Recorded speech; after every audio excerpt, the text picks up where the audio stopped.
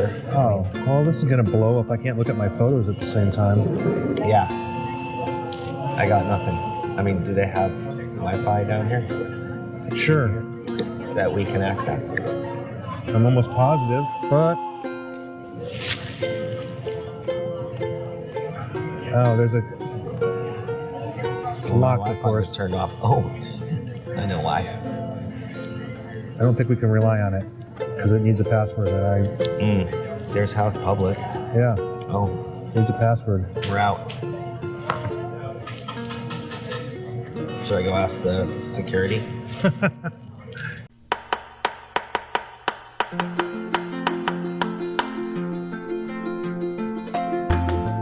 Arizona is a wildly beautiful place, brimming with over 100 brewing companies. I'm Rob Fulmer, the Executive Director of the Arizona Craft Brewers Guild. I'm joined by Deputy Director Andrew Bauman. Together we cover the state, bringing you the best of what's happening at our breweries and beyond. Welcome to Arizona Beer Frontier. Okay, great. Hey, so we're in the cafeteria at Longworth. Enjoy this brutalist concrete background. So today is our day of lobbying, and we're on our last meeting. We have met with a few folks, but let's reset back to getting here in DC. I was obviously coming from a different trip, so I got here a little early. Let me tell you, man, Chinatown was really super sketchy. You stayed in Chinatown on Sunday night? Yeah, just the one night. And I had a very wonderfully clean, small hotel room, but I felt like I was in a Danish prison that has a very liberal sense of rehabilitation. It was very orderly, and Any moment that someone could knock on the door very gently and be like, right. It's time to go out to the yard. Yeah, or have you studied your lessons? And like, I have to go to my little desk. It was like the desk was super tiny. Anyway, I met you at the Airbnb. We dropped bags. We had an 11 o'clock tour of the Capitol that was set up by Representative Greg Stanton's office. Yes. And through one of their staffers that I had met, I mentioned at Megan Greenwood, their it wasn't the anniversary, Greenwood Brewing, but it was the anniversary of Axios. Axios, yes. So we made that connection. He suggested that we should take this tour even though we took it last year because he said, you know, Congress is not currently in session, and that the main House chamber was going to be open, and that we could actually take a tour. And I got to do it once, and but I was walking with a member of Congress and like doing the meeting while he was walking to do a vote, and I was able to walk a few feet in, and he says, take a look around, but then you have to go because they don't just let anybody on the floor. So I didn't really get a chance to take it all in. I certainly wasn't able to take a picture, I don't think. And now you can't even take a picture. They don't allow you to bring in any electronics. I even had to take off my crappy watch. Yeah. So you can't bring any of that in. We were able to sit down in the chairs. On the floor of the House of Representatives. We sat on the chairs, the first row, right in front of the Speaker of the House's big throne. Right. You mean right where the President gives the State of the Union address. Yes. We were sitting in the first row right there. Exactly. And it is much smaller in person. The chairs are nice and wide and luxurious. They definitely are. I think the camera angles are deceiving when you watch C-SPAN, like I do. I have. I watched a little bit in the hallway here earlier. We sometimes put it on at the office when there's something big going on in the country. But it's about the size of a basketball court. Yeah. And unbelievable how small. Yeah.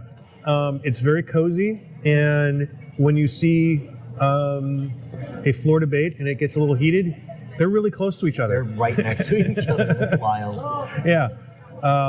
We got to see the old Senate chamber, or the old Supreme Court chamber back in the day. Yeah. Which became the Senate chamber. It's been different things. Yeah. And to this day, the justices, when they're inaugurated, they change their robes in the old Senate or the old Supreme Court. But I just want to briefly touch on the House floor. There's blue wallpaper with a pattern on it surrounding the building, but that's where they actually superimpose all the votes and stuff. And Alessandra, our tour host, yes, said she was there during a vote one time, and she was really blown away because you have no idea. It just looks like old wallpaper up on the wall. Very nice, obviously, but then it just transforms into the scoreboard. Right. Yeah. So, great tour once again. Got to, I don't know, like Arizona has 2 statues in the statues in the White House, or not in the Capitol. I mean, one of the few states that has 2. It is Father Eusebio Kino, one of the missionaries that settled California, but mostly Arizona. And then, of course, Barry Goldwater. And I got a nice close-up. He's got a tattoo on his hand. I didn't know this. He has a tattoo of the moon phases, I think. I'm going to have to do some research. Moon, stars, it's like the circle and then ... Yeah, I'm going to have to see if there's an actual photo of it. Did you know Barry Goldwater had a tattoo before today? No, I did not. I mean, Monday? No, I did not. Isn't that crazy? I know. And the only statue in the Capitol that has a tattoo. Yeah, and it's also on uneven ground. Also rare to be an uneven, because we are highlighting Arizona's adventure and ruggedness. Favorite thing. So I also got a close-up of his bolo tie. I would like to see if maybe there's replicas out there of his bolo tie. We'll see. So we finished that, and then what did we do? And we went to the American Indian History Museum. Right. Super interesting in that it's based on 7 or 9 treaties, and they talk you through what the issues are. There's associated artwork. There are relics or there are things associated with those transactions, and they break down each of the treaties into difference of perception about different things. One of them that I remember in particular that seems really relevant is the United States was negotiating from a position that the written word is more important than anything that's said, and quite the opposite is Native American tradition. Your words are more important than anything that's written. So you can see already where there might be a disconnect when it comes to treaties. Right. It was also more important for the American Indian that you do activities together, and that's why there's more ceremony, because the agreement is beyond anything that's actually discussed in those negotiations. It is, we are going to live our lives together, more or less, as a partners. Right. There's a description of the wampum belts that are exchanged, and they say like the yellow line represents the Native Americans and everything they believed put into a canoe, and the blue represents the water, and the other color represents the English ships, or the not the English, the ships of that time period, and everything the Americans believed, and they are all traveling together in the same direction, and they're staying in their own lanes. And that's what the wampum belts mean. It's like their version of contracted. Right. I mean, finally, it was obvious towards the end that the United States wanted to secure land for settlement. They saw the American Indian as an impediment to progress. Obviously, there's some heartbreaking stories of the tens of thousands of Native people who perished when they were relocated thousands of miles. And then relocated again. Right. And relocated again. Right. There was also some pop art pieces from the last century or so. Contemporary art piece. In advertisements depicting and stating that Indians are everywhere, in that their image, their aesthetic, their culture has been appropriated for these things, and Like it's Calumet baking powder. right. Or Leinenkugel, that was the first thing that we came in, is the Leinenkugel beer tray, and it doesn't steer you towards the direction necessarily that all of this is bad. Right. The real issue is these are points of discussion, and there are some that most Native Americans object to, and there are some that they are largely supportive of. And a lot of the information there was basically, hey, Native American iconography is everywhere. Yes. Yes. And you don't even recognize it. Sure. A lot of it's in design, very geometric pattern designs. Your belt. Yeah. Well, I consciously try to understand that that's the context that I'm wearing it in as part of representing Arizona history. I guess I'll have to take a photo of my belt now, because I can't see. It's fine. So that was super unexpectedly cool. Huge museum, very well done, as most of the things are. And then what did we do? We had to hustle back to, was that our orientation? No. No? That was Monday. All right. Monday, there was no orientation. Oh yeah, that was, Go to the film. let's go to the film. Yeah. See, there's you in front of a police car. The Neptune Room. Oh yeah, we went to a dive bar called the Neptune Room. We watched some of the soccer game that was on. Korea lost. Korea Yes. lost big. Yeah. 3-0 or something like When we that. left, it was 3-0. Yeah. It wasn't. There was no momentum on their favor at that point. No. So the next morning. Two-hearted in Ballast Point, Oh yeah, a big thing here is beers and shots. apparently. So the next day we went to the Spy Museum. Yes. Yeah. Woke up late, Yes. threw on our clothes that we were going to be wearing for the next 15 hours, and Yeah. then went to the Spy Museum. That was so cool. Yeah. No. I guess we could have taken pictures in there. We took a few. I hadn't been to it since it's been relocated. It was much smaller when I went to it, and it's thoroughly interactive and They have little games. entirely too many people sometimes. They have limited tickets. They time them out by 15-minute segments. We got there for our 9:45. We got there at 9:51, so that was a good job.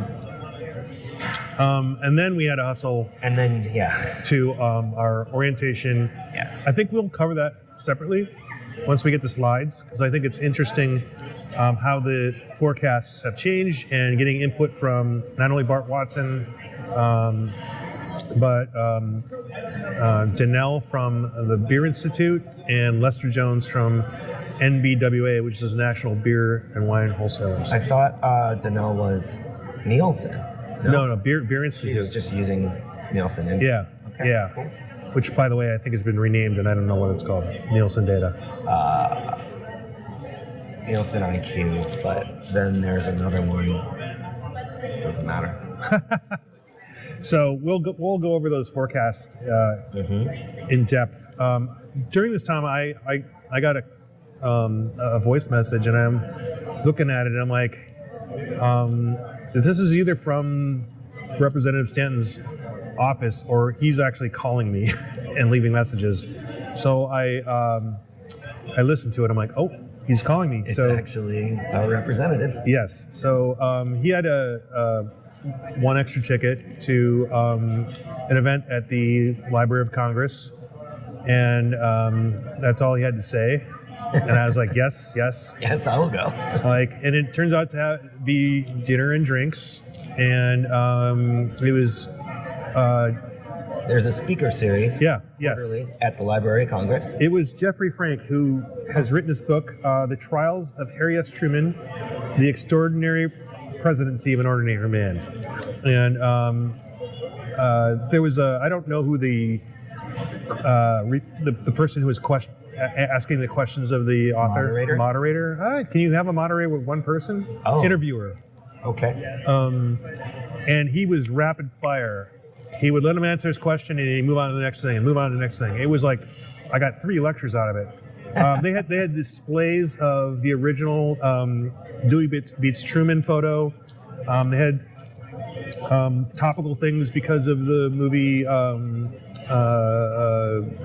Oppenheimer. They had test site from the nuclear tests and Hiroshima. They had original photos taken by a guy on the ground, and he just wrote notes on the back. And it was like, he's like, you cannot believe how desolate this is. And and they also, one of the things that was covered is they didn't understand, they knew there'd be radiation, but they didn't understand what the effects were going to be long term. That was kind of a surprise to hear. They just knew it was super destructive, and that's really as far as they took it. Right. They talked a lot about the. That's what they wanted from it. So they talked a lot about whether Truman was anguishing over, and clearly he made a decision, and he never really looked back on it.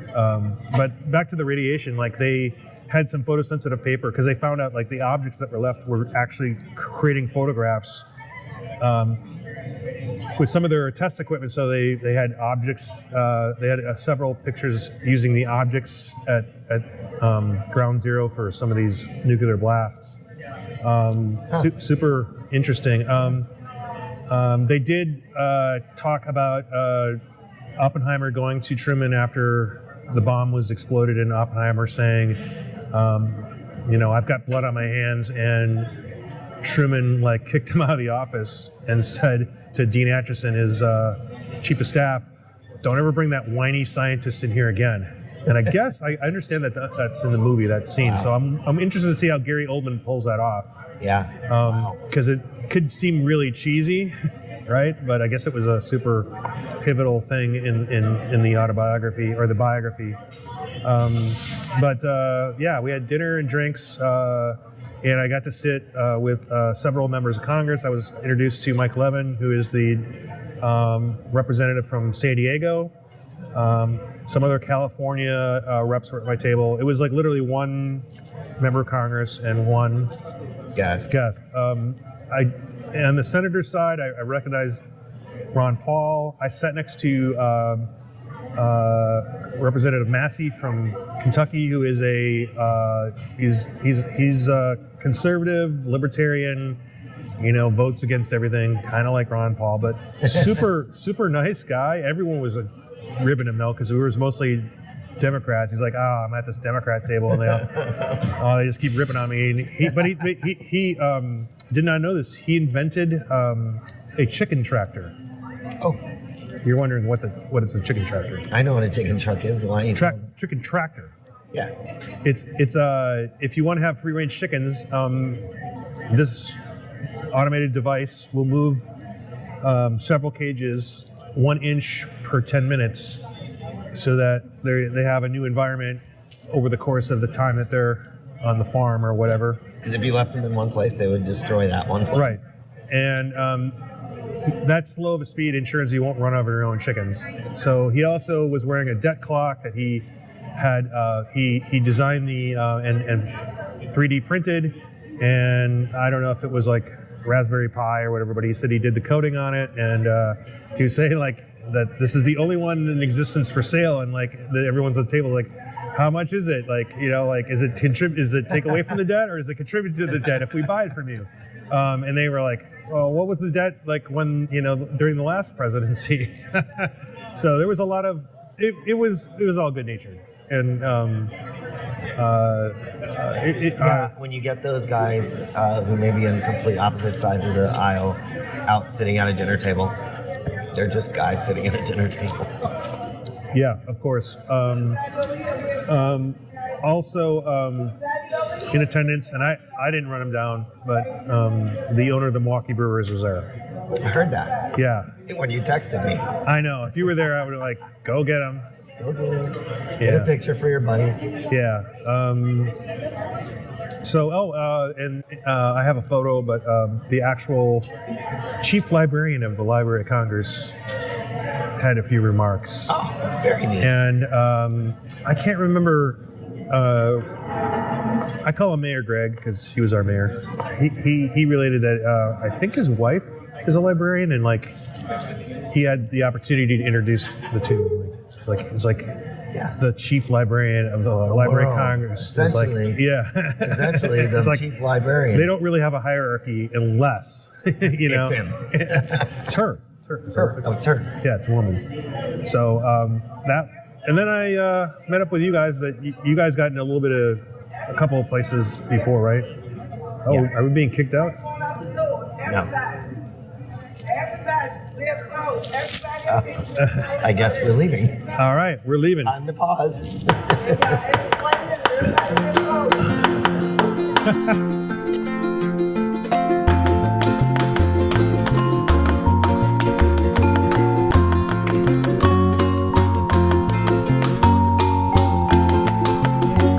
All right. So, hey, So like, we got kicked out by a Very tenured government employee. she's very salty about everyone get out now. She had to make sure that everyone made eye contact with her, and she said exactly the same thing to everybody. And we literally moved where we were sitting to where the door was because we were too slow. She padlocked the door.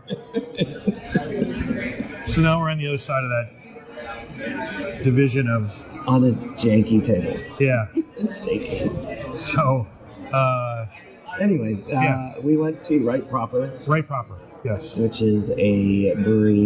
They have a few locations here in the DC, Virginia area. And we hung out with the DA and the brewery and the guild staff and had some nice sandwiches, some beers. They had a Saison. I always love that. It was finally, I guess, the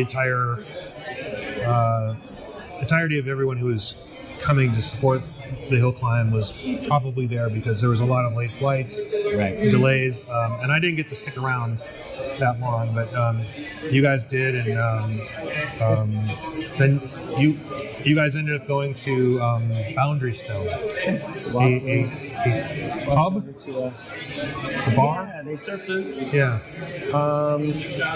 The food was closed by the time we got there. But they do serve food. And it was a Tuesday night. And it was a Tuesday night. They had a really fun bartender who, he was awesome. And then his shift was over. And then the other guy that was left was not. He was just silent. It wasn't bad. But they ended up having two. Is like this is the first time we've ever had two bartenders on shift this late on a Tuesday. Yes. Because we kept No, until. it's funny. Sheila was like, "Oh, you're leaving?" And he's like, "Yeah. After 10 on a Tuesday, we don't typically have two bartenders." Through all the shade, it was great. Nice. And then We walked across the street, had a few more beers, and it was just Scott Graham and myself and you and Paul Leone from New York. And we talked about a bunch of things. It's like we're on Zoom calls all the time, and sometimes there's like no context and like about I don't know, all kinds of things, right? Because you can't really read people on a Zoom call, and you don't know other conversations. So it was just kind of like nice to sort of gel that all together, so everybody's not confused. Yeah, you know. It was great. We rolled along, and then once we got back to the place, it was Airbnb. crash time. Yeah. So today, this morning, we got up. We did our yet another orientation to talk about the issues that we're going to talk about. Specifically, what we were going to discuss with our reps, give Right. people some reassurance if they hadn't been in a representative or senator's office. It can be a little bit intimidating, Right. needlessly. So we met with Representative Stanton, who was in person, and his staff, Seth, who we alluded to before, and one other staffer, I don't remember her name. Jennifer, there we go. And then we also met with Senator Kelly's office, Senator Sinna's office, and now we're ready to go to Ruben Gallego in about 20 minutes. Wow. We have to. That time really flew. Yeah. So our chief issue, among updating them on how our industry is doing, how the federal government's programs have helped, how we'd like them to not mess with our excise tax any longer or change anyone else's. And connecting them with some of them are from Arizona, some want more information, Right. Because they're staffers or interns. Apart from all that, our big ask is to support the USPS Shipping Equity Act. And what that does, if your state allows it, it says that the U.S. Postal Service should be able to legally deliver beer in particular. They already have a role in verifying IDs and in the sale of pharmaceuticals, guns, among other things. They deliver all those things. They've been doing it for just essentially the reason that the post office can't deliver beer is because of holdovers from Prohibition days. Right. And did wine break? They can't deliver wine either. Wine has to go through other common carriers, right? I think common carriers are common carriers. I've never received a shipment through the USPS for wine that I know of legally. I don't know. That's a great question. I do know that the Wine Institute supports this bill. I know Distilled Spirits, Discus, supports this bill, so that's something we agree on. And we know that the USPS has the skills and the trust, and has been doing this for 10 years. We know that this is going to help mostly our smaller breweries. Beer is heavy. Beer has expiration dates. This would be a very niche set of products, generally speaking. It's going to be for breweries that are not in general distribution, who have someone call and say, hey, I want to get a 6-pack of your Christmas beer because I was down there and visited the Grand Canyon and saw your brewery and I loved it and I just really want some beer. Exactly. But every state has to approve the shipping and sale of alcohol for that to work. There's only 11 states that have that. So, it's a good step towards it. And tons of tax implications, but that's not what we're worried about. We just are saying, hey, let USPS carry it. Yes. And even if you don't directly use the USPS for shipping, oftentimes your package will be routed through the USPS. It's a service, it's not a business. So it's this will help though improve their financial picture. Right. It's supported by obviously the Postal Carriers Union.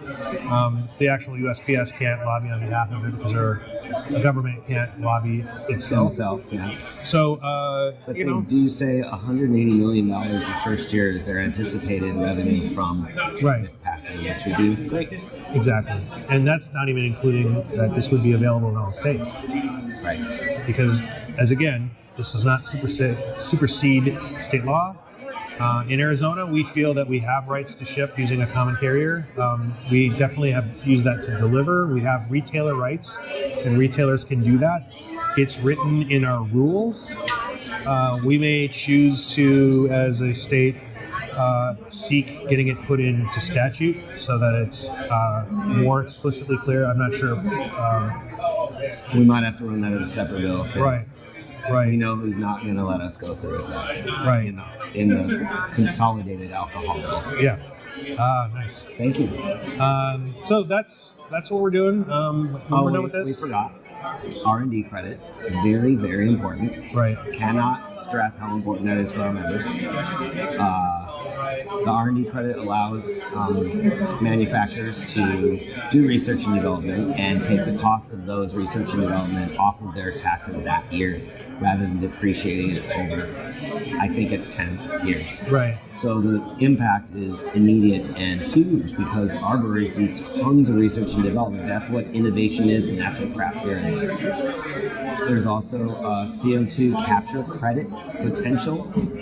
Right now, I think it has to be a very large amount of CO2 that's captured in order to qualify. We're trying to get that down to, so what if it's only a couple hundred or a couple thousand pounds a year, maybe a couple 100,000 pounds a year? That wouldn't qualify now. So any qualification for a tax credit, we would want to be available for our members. Yes, of course. And there's some other agricultural hops and barley research. we've got some budget suggestions. TTB funding because they do our labels. But There's barley research. There's hop research.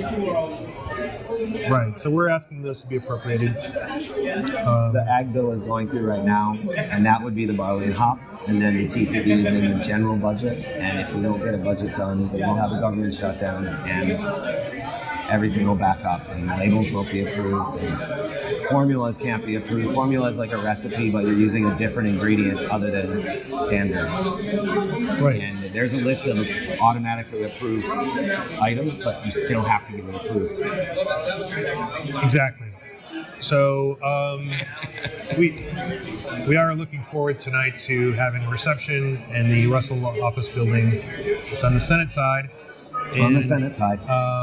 To meet with some of these staffers, have a few beers, and then I guess we'll just paint the town red tonight.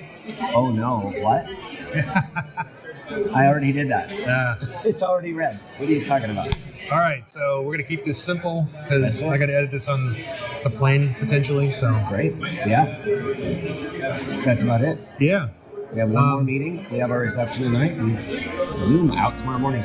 So on this particular podcast, the beer did not find us. I couldn't even finish my soft drink because I was escorted out of the cafeteria.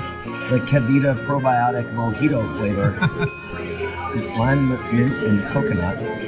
And unfortunately, I committed the sin of not reading to see that there's stevia in it. So I'm suffering through it. Well, this is not a beer podcast. This is a podcast about beer.